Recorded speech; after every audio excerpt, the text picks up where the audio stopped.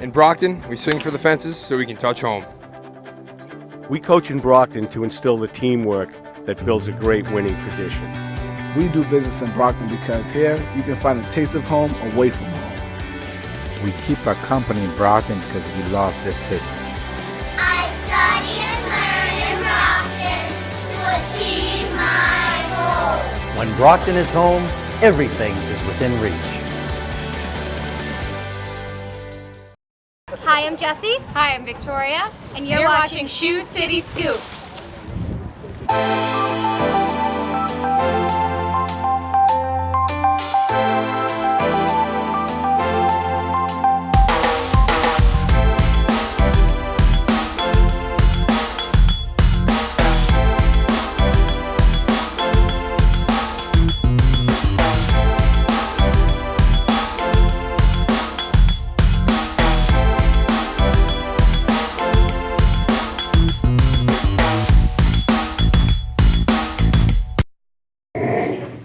Thank you, Chief. Good morning, everyone. Good morning. So I have to tell you a little bit about how connected I am to the Plouffe School, because I love this school for a lot of reasons.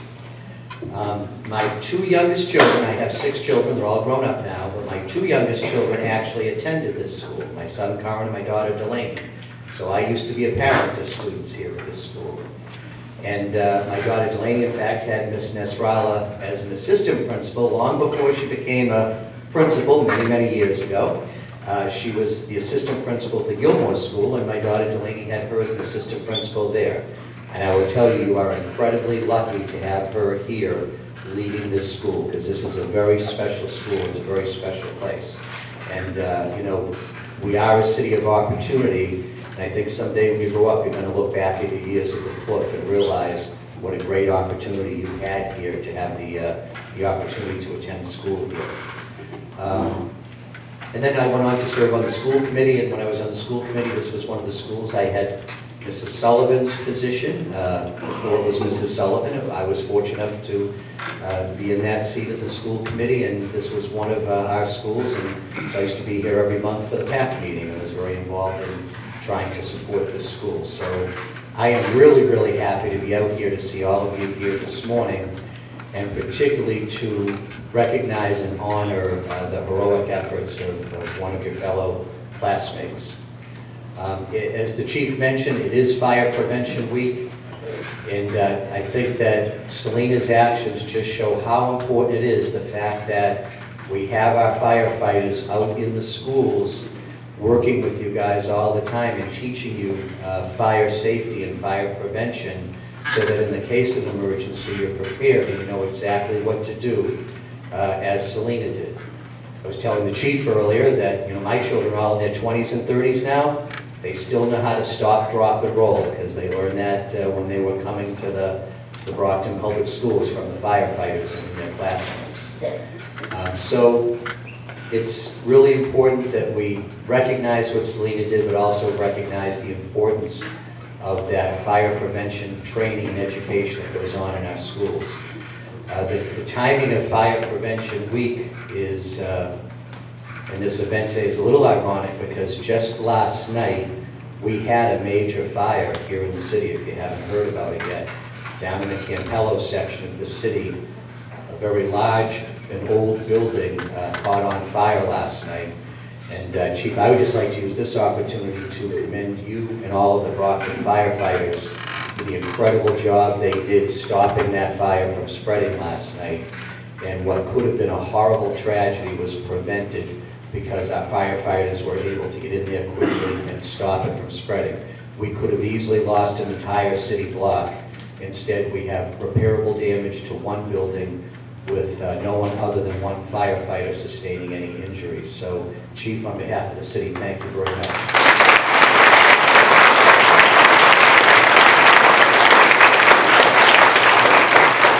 Chief, I came to give Selena an award, not you, so, but we have to mention the great work by the firefighters. One of the cool things I get to do as mayor is I get to issue official citations on behalf of the entire city and city government. And that's what I'm here to do this morning, because as a city, Selena, I want to tell you how incredibly proud I am of you personally but also how proud this entire city is of you. And we want to give you an award that represents just how proud we are. So this is an official citation from the City of Brockton. I'll read it to everybody before we present it. It says, "Be it known that the Mayor of Brockton hereby extends his congratulations to Selena Rosa in recognition of her heroic actions during a fire.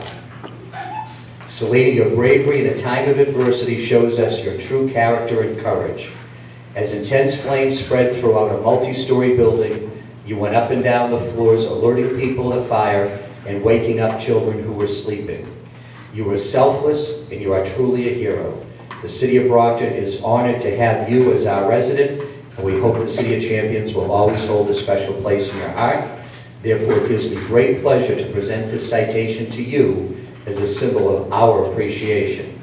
And this citation is duly signed by myself, the Mayor of the City of Brockton, on this day, the 9th of October. And I'd like to ask Chief Williams if he would join me in presenting this to you.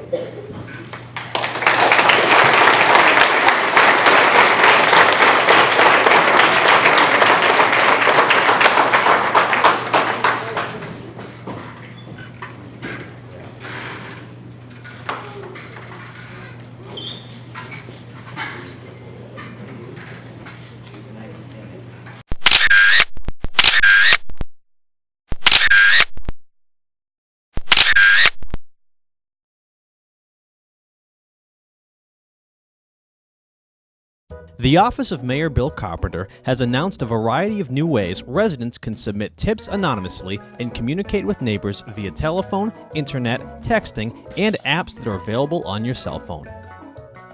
If you want to contact the Brockton Police Department anonymously, you can do so directly by calling them anytime at their tip line 508-941-0244. You can also send a text to CRIMES or 274-637. Text Brockton at the beginning of the text, followed by the violation you see that you want to report. These features are available to anyone with access to a phone, cell phone, or computer with internet access, and all of this information can be found on the Brockton Police Department's official website at brocktonpolice.com.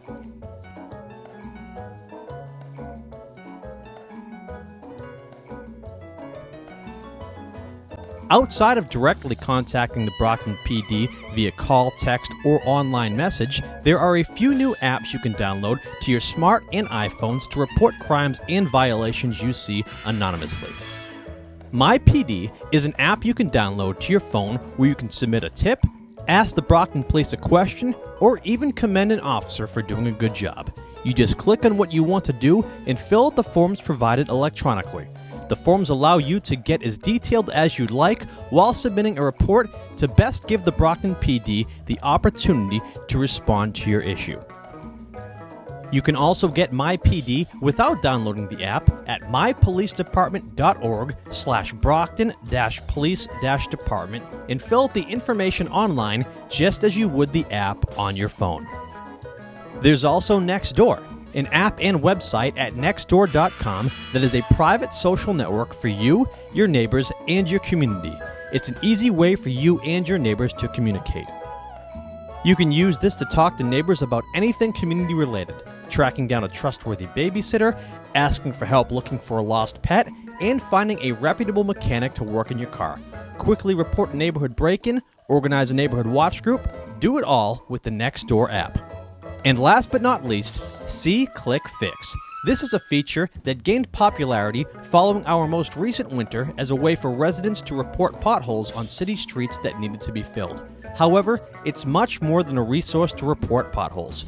You can download the See, Click, Fix app on your phone or go to the City of Brockton's official website at brockton.ma.us and click the See, Click, Fix button on the left-hand side of the page. You can report non-emergency issues to the City of Brockton using this app. Everything from abandoned property, to traffic signal issues, to graffiti, to loose animals, to snow removal. You'll receive an email updating you on the status. These are just some of the new ways the City of Brockton is introducing technology to connect with its residents and make solving problems easier. And remember, the City of Brockton is online 24/7 at its official website, brockton.ma.us. So anyhow, Mrs. Sullivan made me aware of an issue that had come up at last month's meeting regarding needles and other undesirable things that may have been found at a school bus stop. And it's an issue that we actually had been already working on over the last few months and getting ready to roll out. And you know, just when you think you've thought of everything, you realize there's something you haven't thought of. And so, you know, we've identified for some time specifically the issue of improperly discarded hypodermic needles as a problem in the city. I'll tell you, it's a problem in almost every community. Stoughton has a huge problem with it. I've heard complaints from Abington, Easton, all of the cities. So it's certainly not a problem that's unique to Brockton, but I feel as though, and I felt as though, it's a problem that we need to take head on, not make believe it doesn't exist, but you know, let's do something about it. So, because of being made aware of that situation with the school bus stop, we expanded our new program to also include school bus stops. So, let me give you an idea of what we're doing, and we've already just begun to do. We are going after this issue of the improperly discarded hypodermic needles on 3 levels. The first one is to proactively be out looking for them in places we don't want them and try to remove them before a parent or a child or someone comes across it. So along that line, very recently, up until very recently, the Parks Department was responsible for removing trash and debris from parks and playgrounds. I've added a couple of employees to the refuse division of the DPW, and I've transferred the responsibility for trash in parks and playgrounds from Parks Department to Refuse Division of DPW. There's some budgetary reasons behind it. Right now, we're, like all city departments, the Parks and Playgrounds folks are way understaffed. They have 4 people doing what like 12 used to do at one time. And they were spending the equivalent of 3 days a week of full-time employees picking up trash.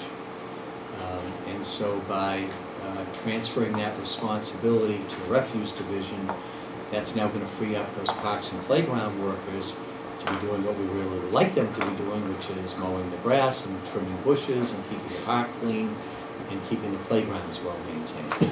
So that's the first step that brings, now we have refuse employees specifically assigned to parks, playgrounds, and ball fields.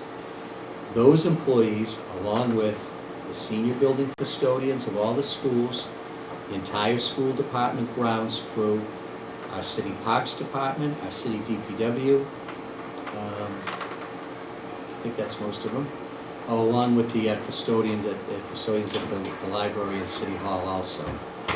Last Thursday, all underwent training in proper handling and disposal of hypodermic needles.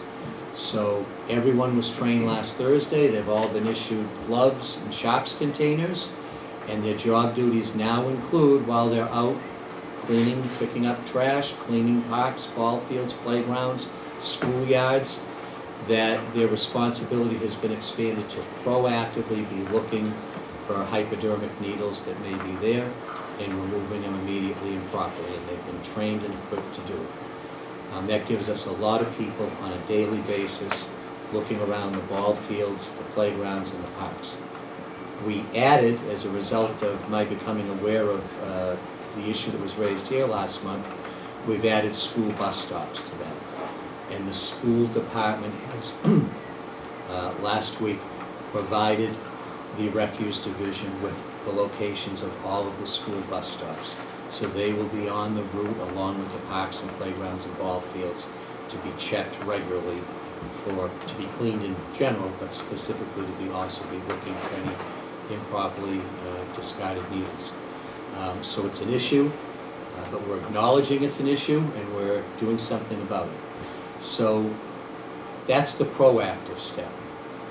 The reactive step that would come into play when you come across a needle or needles that we didn't find before you found it is we've set up a hotline telephone number, 508-583-2323. And that goes directly into the Brockton Fire Department dispatch office.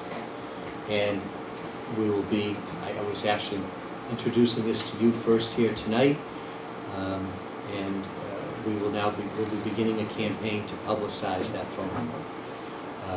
508-583-2323. That will get you right into a fire department dispatcher.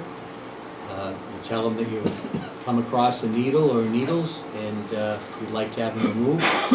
And depending on the time of the day or the day of the week, they will dispatch either a City of Brockton refuse department worker if it's during regular work hours, Monday through Saturday. If it's nights and weekends, Jeff Jacobson is here from Brewster Ambulance. Brewster Ambulance has agreed to remove the needles on nights and weekends when our refuse workers are not working. And I think this is a really important piece of it, because a couple of the instances that I've been made aware of is like on a Saturday morning at a football field, and the youth football team comes out to play and they find a needle in the football field. And now every parent in the place is worried that there's another one out there. And I get that. For those of you who don't know me, I'm a father of 6. 5 of the 6 went completely through the Brockton Public Schools. So I have a long track record, and I now have a grandson in the Brockton Public Schools. So my kids are growing up now, but now I'm with grandchildren, but I understand how a parent feels and how a parent does not want the child exposed to these things, no more than I want my grandson exposed to it. So this Brewster Ambulance piece is very important to us. One of the things Brewster has done since coming into the city on July 1st is they've, over and above the regular ambulances they provide, at no charge to the city, they're providing what's called a community support vehicle. I saw it parked outside, so Jeff's driving it tonight. And that community support vehicle is offering and available to do a lot of community health outreach. Some things we've already started. Already involved in mobile prescription drug take-back. Doing another one on, I think, October 30th. Out picking up unused prescription drugs at the senior high-rises and the Council on Aging. Yeah, they're doing blood pressure clinics. They're doing some really neat community health outreach at no additional charge to the city. So when I went to Jeff with this and said, can you cover us in picking up needles when our people aren't working? They agreed to do it. They're not charging the city anything to do it. So that's why we're having the phone call go into fire department dispatch. The improperly discarded needles, in my opinion, are not the problem. They're a symptom of the problem. The problem is heroin addiction. Yes. And so the needle thing is it's a symptom of this much larger problem that we have. But I agree that it's also a public health issue and a public safety issue. We don't want someone getting poked by one of these things that's been improperly discarded. So we are acknowledging it's an issue. We're taking it head on. We've assigned resources to try to proactively find these things in parks and playgrounds and school bus stops and ball fields, knowing that we're not going to find all of them, but that if we're going to find as many as we can, and if someone else finds one, we've set up a phone number that works 24 hours a day, 7 days a week. So really we've got this 3-tier approach to taking this on now. The proactive side of now having personnel assigned and trained and equipped to be looking for these in places that are most vulnerable, parks, playgrounds, ball fields. I don't want parents hesitating to bring their kid to play ball or to go down and enjoy the playground because they're afraid they're going to come across one of these. So we're looking at all those places every day. Parks and playgrounds on average will be checked about every other day the way we've got the rotation set up. So it doesn't mean they can see everyone, doesn't mean they're going to find everyone, doesn't mean someone might not throw one there an hour before you get there. But we're going to be trying to intercept as many of these as we possibly can. And for the ones that we don't find first, we've got a hotline number and trained personnel that 24/7 will be right out within 10 or 15 minutes to come get it. And you won't have to even think about handling yourself. And we do have, for people that want to responsibly dispose of them, we've got that mechanism set up also. And the part I want to thank you for is reminding me to think about school bus stops specifically, because as we were putting this together over the last few months, honestly, we really hadn't had school bus stops in the conversation until I heard the issue raised here last month, and I said, that's important. So we've added actually school bus stops and bat bus stops both to the places we're going to be proactively looking for. Hi, I'm Brockton Mayor Bill Carpenter, and I'd like to congratulate the Love Life Now Foundation on the launch of the new online magazine, Love Life Now. This online venue will be an asset both locally here in the city of Brockton and worldwide. I'm proud to be both a supporter and a partner. It's important to give survivors a voice and victims hope that they are not alone and that there are resources available for them. October is Domestic Violence Awareness Month, and the City of Brockton is doing its part. We're asking folks to donate a brand new twin sheet set or pillowcase right here at the Mayor's office at Brockton City Hall so that victims of domestic violence can sleep a little easier at night. Love Life Now, hearts and hands bringing awareness against domestic violence. In Brockton, we swing for the fences so we can touch home. We coach in Brockton to instill the teamwork that builds a great winning tradition. We do business in Brockton because here you can find a taste of home away from home. We keep our company in Brockton because we love this city. I study and learn in Brockton to achieve my goals. When Brockton is home, everything is within reach.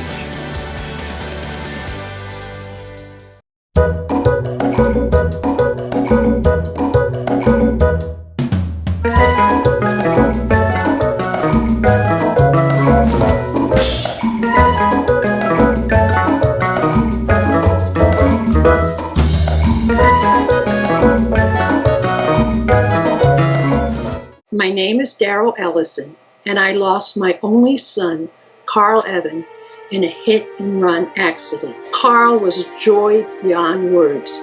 He was fun-loving. He had a great sense of humor. He had a strong work ethic. He went on at 16 years old, got a job at Shaw's Supermarket, and he worked there until the day he died. He was a very giving person.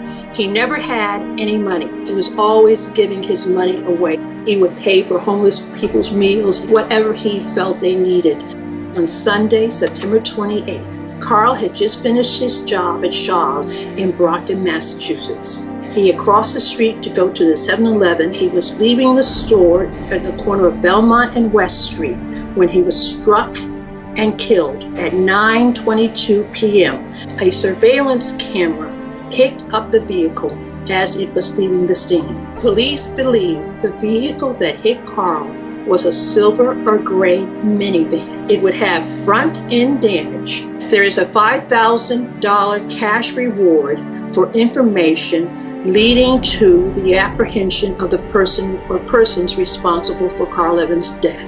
If you have any information, please call the Massachusetts State Police at 508-923-4205 or the Brockton Police at 508-941-0234. You may also send an email to justiceforcarl@hotmail.com. And to the driver, I believe that you are watching this. This must be a tormenting secret for you to keep. Please turn yourself in. And to those protecting you, please help your loved one do this. Carl Evan was my loved one, and he deserves justice. This is my quest. I have faith that you will do the right thing.